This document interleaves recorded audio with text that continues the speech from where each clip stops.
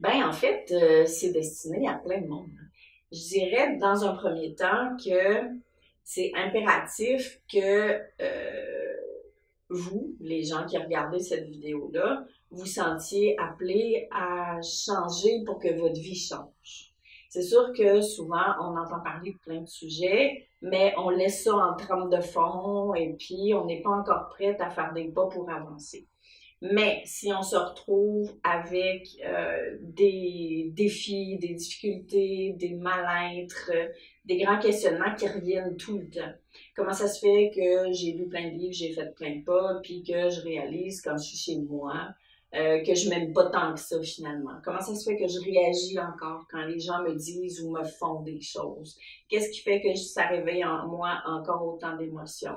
Qu'est-ce qui fait que je doute autant de ma valeur, malgré toutes les formations que j'ai faites, malgré toutes les pensées positives que je me dis? Qu'est-ce qui fait que j'ai de la misère à prendre ma place? Qu'est-ce qui fait, bon, tout ça, que j'ai de la misère à être avec moi-même quand je suis tout seul?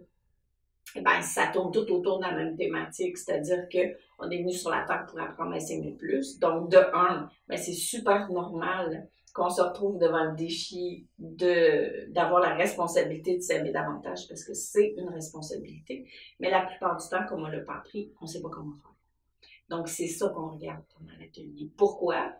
Puis aussi, je rajouterais que je parle beaucoup à partir de mon expérience. C'est-à-dire que tout ce que je propose, c'est pas assis sur des connaissances théoriques, mais c'est assis sur à la fois ce que j'ai fait de ce que j'ai vécu, parce qu'il n'y a rien que je dis que je me pratique pas à faire au quotidien, parce que je suis pas parfaite, mais je suis le même chemin que ce que je propose.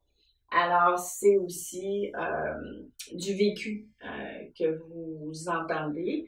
Et je suis pas une donneuse de leçons, donc je vous dis pas quoi faire ou que vous devriez faire comme moi, mais c'est tout simplement que je suis un exemple de comment on peut se sentir avec beaucoup d'authenticité quand on se sent super mal, et aussi de qu'est-ce qu'on peut faire pour rebondir à l'intérieur de soi, pour être autonome dans son mieux-être. Pour moi, c'est vraiment super important.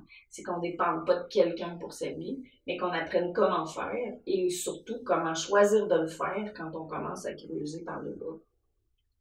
Donc, c'est vraiment tout ça ensemble qui est au cœur de cet atelier-là puis de tout ce que je propose de toute façon.